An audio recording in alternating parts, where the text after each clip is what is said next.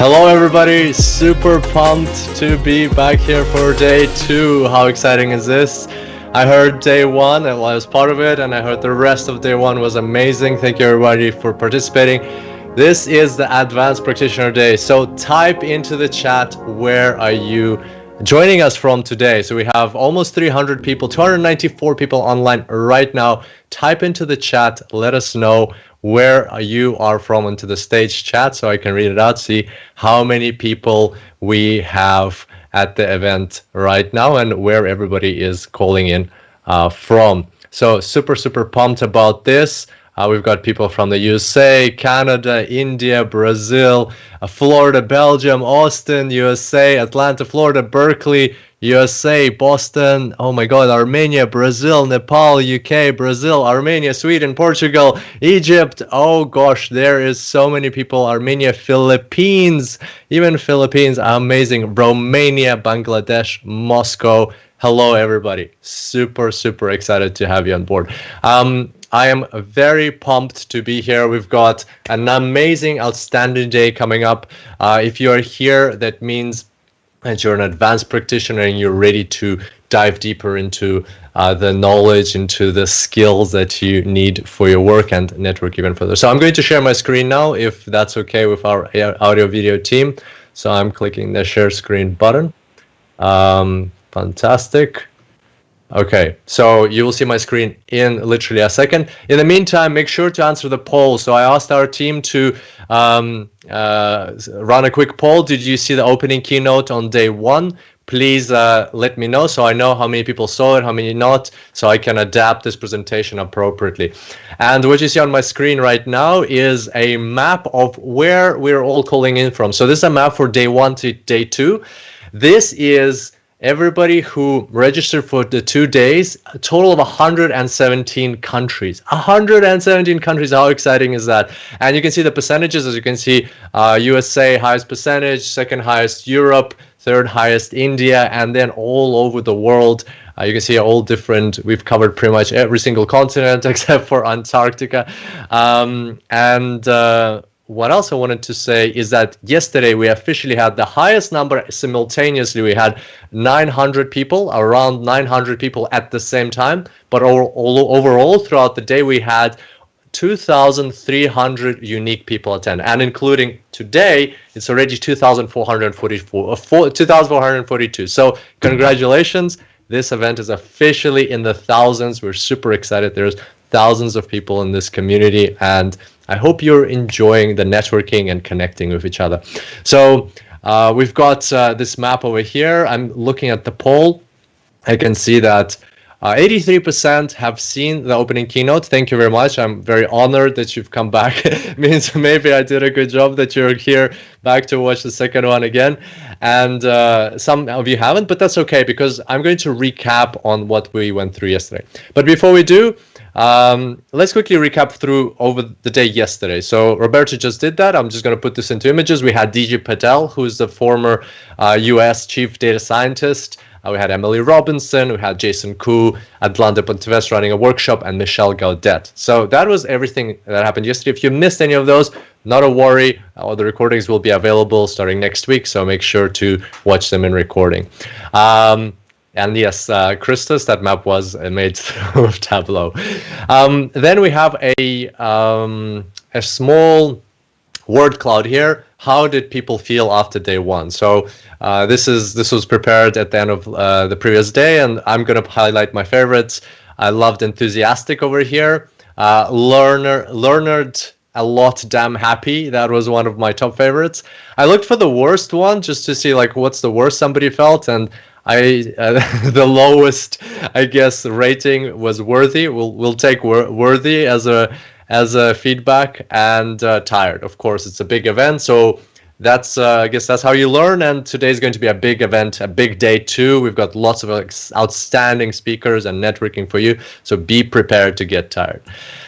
And today's session. So I'm going to recap quickly on what we talked about yesterday first. So the talk was about our duty, and the duty was that the way I see the world now is that it's different to, like, the way I see the world is different to how I used to see it. I used to think that just doing my work and doing my best, studying hard, becoming, somebody professionally, and then having a home, a family, and passing on a legacy, that was sufficient. No longer the case. We are very close, very rapidly approaching a crossroads where we will either mess up this planet and mess up this world completely and leave it in a worse state than we found it for the next generations, or we'll make it better and leave it better for the next generations. So that's the crossroads that we're approaching now, and we identified yesterday a couple of global problems or challenges that need to be addressed in the next generation, in the next 30 years or so. Pandemics, food and water security, global warming, ethics in biotechnology, irreducible uncertainty of artificial intelligence, inequality, social media addiction, and loneliness and depression. So we talked in a bit more depth about each one of these problems. We're not going to go into that now, but I think we agree to some extent that these are the global challenges. This is probably not the full exhaustive list. There's probably more that can be added here, but indeed these problems are coming rapidly towards us and not separately. They're coming at the same time. As we saw this year, fires in Australia, pandemic, inequality, lots of problems need to be addressed, and they will need to be addressed more and more. And so we need to prepare ourselves, because these problems will be addressed with technology, and technology runs on data. And as data scientists, we have a duty to be prepared in certain ways to address these problems. So what are these ways that we can be prepared? And I proposed 3 pillars yesterday. The 3 pillars were, number 1, sincerity, and that is being honest about what you are doing. So not ending up in this situation, not looking like this when you're at work. That's the step number 1, to make sure you are honest with yourself, that you're enjoying work, because globally 85% of people are not engaged at work. That means only 15% are actually happy doing what they do, and we need to be happy. We need to help ourselves first before we can help others. Then pillar number 2 was ethics, and ethics breaks down into 2 parts. That first of all, we always have to question our own morals, values, and ethics, and make sure that as the world changes, we are keeping up. We're not stuck in ethics. Something that was ethical 100 years ago is no longer ethical today. And we need to make sure we are always constantly questioning ourselves and not becoming dinosaurs in that sense. And on the other hand, we need to question the companies that we work for, whether it's at interviews or during the time that we work there. Are they ethical or are they not ethical? Where do they get their data sources, or like where do they get their raw materials? How do they store their data sources? How do they work with customers, and so on? And not enough people ask this question. And finally, the 3rd pillar is collaboration. That in order to become ready, so the first 2 pillars would be sufficient to have a good, honest life in the old understanding of it. But in order to be prepared for global challenges, you might be doing what you love doing. For example, the example I gave yesterday was doing data science in the fashion industry, which is fantastic if that's what fulfills you. But that might not be preparing you well enough for global problems. At the same time, you might be holding knowledge that might be helpful to others solving these global problems.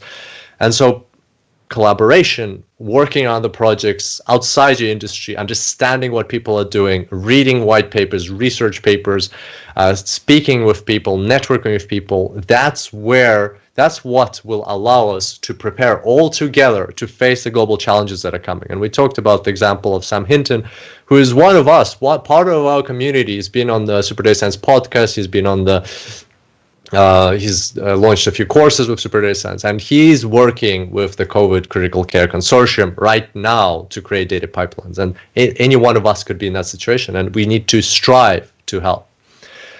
So that was a recap of what we had yesterday. Hopefully that was not too long. And now we're going to quickly chat about today.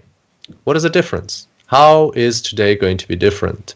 Well, today is a day for advanced practitioners. And if you're here, that means you passed our criteria for the selection process for advanced practitioners, we wanted to make sure that today's day is going to be valuable to you. And from the way you filled out your application, we have seen that it is going to be a valuable day for you and for each other, that you'll be able to network with people, like-minded people.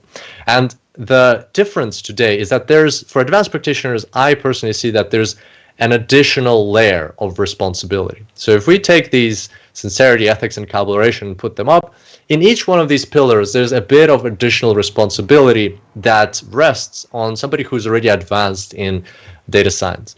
I would wager that I would argue that the first pillar has this advanced element called helping others find their paths.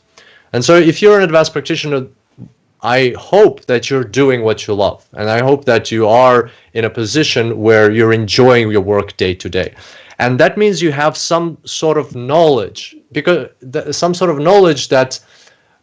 you've gained through experience of trying out different jobs or moving around in different companies, or even within the same company, or understanding what is it that fulfills you. And my call to you is help others to look like this. Not like the first image that we saw where somebody's really bored at work, but question others. Challenge them. Are they happy at work? If you have a junior data scientist at your company, or if you have somebody you know, a friend who's looking to get into data science or into analytics or in business intelligence, ask them, what do they think they love? And then follow up a month later, 2 months later, 3 months later, a year later. How are they feeling? Are they still happy? Are they happy now? Are they feeling fulfilled from what they do?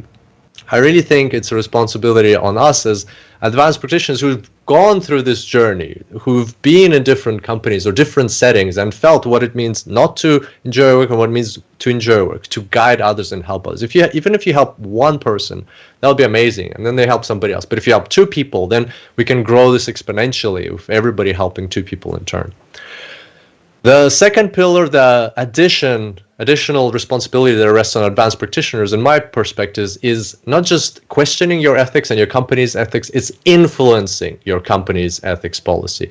And that boils down to quite a few things. There's lots of things that comprise ethics. For instance, how is business conducted in your company? What are the quality assurance steps that are in place to make sure that ethics policies are followed? What is the responsibility of your company to the world and to the environment? How is your company impacting the environment?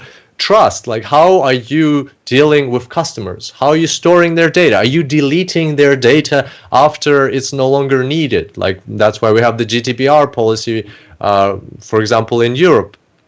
And it governs a lot of those things, being up to date with those things.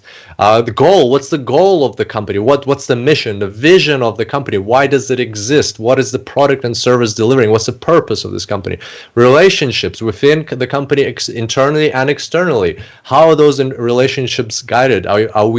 Is the company truthful with the customers? Are we telling them everything they need to know? Is there additional information that they might need to know that is being extracted from the data?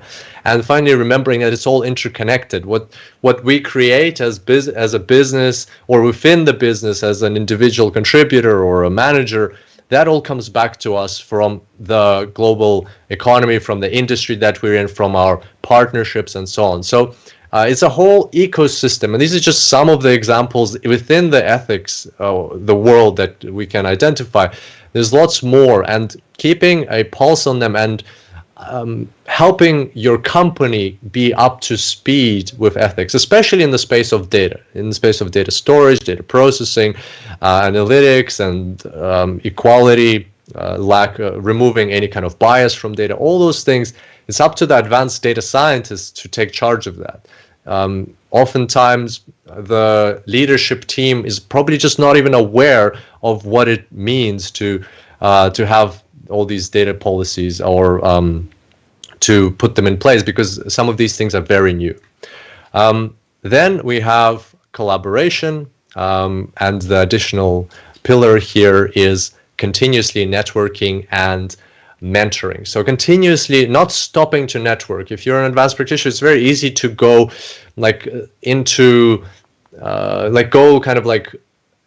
very deeply into your technical skills and just focus on that heavily, because you've kind of found your path, and it's amazing that you found that you and something that you love doing. But at the same time, networking doesn't stop there. There has to be some more. There is always more that you can gain from connecting with other people, and also more that you can give to others, especially now that you're an advanced practitioner. And you don't have to network in person, especially now in this day and age. You can network remotely, and that's what we're promoting here at DataScienceGO Virtual. We have these networking sessions. I hope you had a chance to try them out yesterday and enjoyed meeting people from all around the world.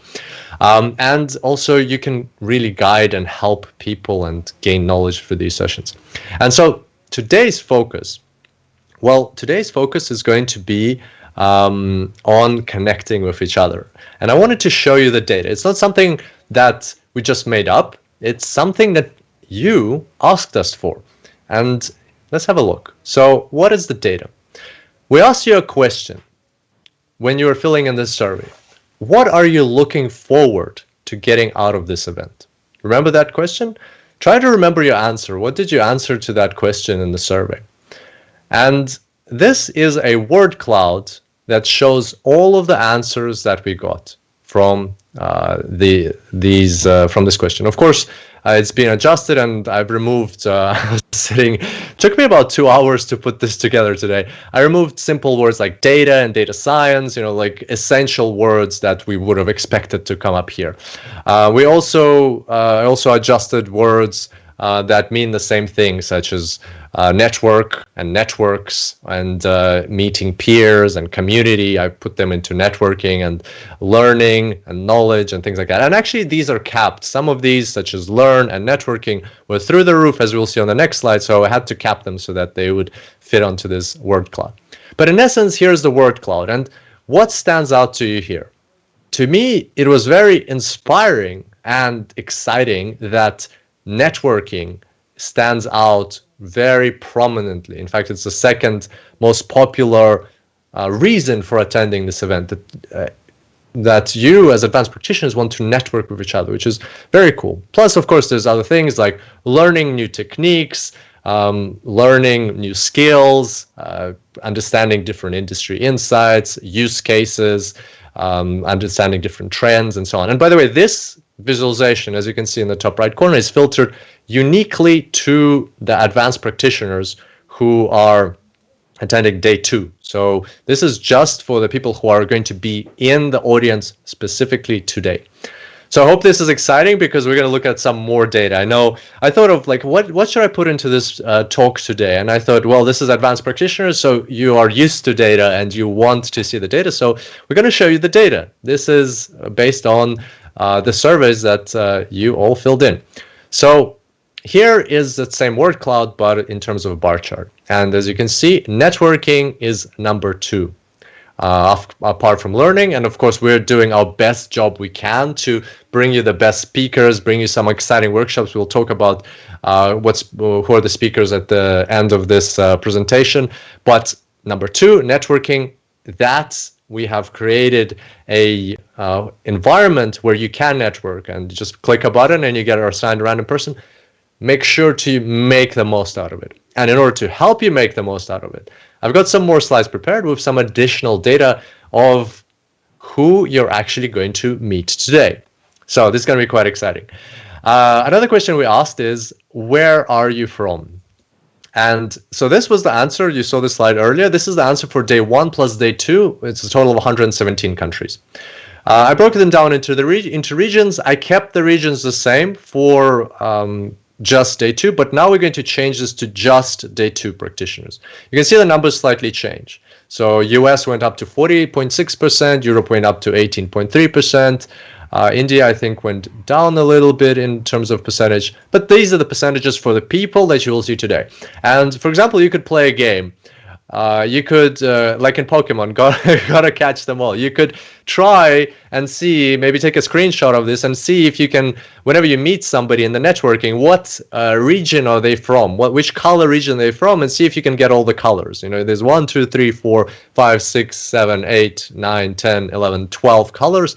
see 12 regions, see if you can get people from every single region. Now, if we change this visualization to show in terms of add a bit of redundant encoding and show it by color to show the actual percentage, you can see US is the highest, Europe second highest, India third highest, and so on. And we have people from all over the world. We have people from Mexico, Canada, South America, Africa, New Zealand, even somebody's calling in today. So look out for people whom you can network with and where they're from. So let's have a look at some more interesting insights. Another question we asked is, what is your age range? So the people that you'll be networking with today, and as you can see, like, I'm trying to encourage you to meet as many people as you can. So hopefully these slides will get you excited about it. The people who you will network with today are from the following age groups. And I don't have the comparison. I should have put a comparison with day one or day one plus day two. The ages, of course, it was slightly shifted to the left because to be an advanced practitioner, you need to be in the workforce for longer. Here's another interesting question we asked you. What is your job role?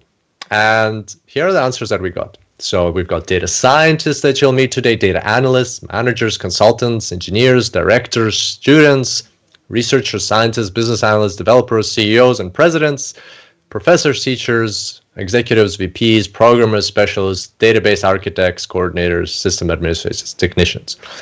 Now, let's build a bit of a story here. So if you're interested in finding a new job, you might be interested in meeting these people. The managers, the CEO and presidents, executives, and VPs, who in total add up to about 20% of the audience, which is quite high if you ask me. So about 20% of the audience can potentially be your connection to a new job. So if you're still figuring out that first pillar of, am I sincere with myself? Do I really like my job? Well, maybe this is a place where you can find and ask around. Maybe not find a new job right away, but ask around what other people are doing and how they're hiring. Now, if you're interested in finding out the latest trends and getting into research, you might be interested in talking to these people. We have researchers and scientists and teachers and professors. They're quite hard to come by. There's only 7% of them. But if you click that button often enough, about, what does that make? About 13 times, 14 times. If you click that button 14 times, you're likely to get one of these people. And finally, if you're interested in giving back to the community, mentoring somebody, helping out, not necessarily everybody in these cohorts falls under somebody who would need mentoring or wants mentoring, but you're likely to meet somebody who maybe is aspiring to become a data scientist and is not there yet, and you can give back to them and mentor. So whatever your intention is today for the networking, you can find the right people and either help them or get some insights for yourself, or in general, just build a great network around yourself. Another question we asked is, what is your industry? And this is what we got. So we've got technology, IT, finance, banking, data analytics.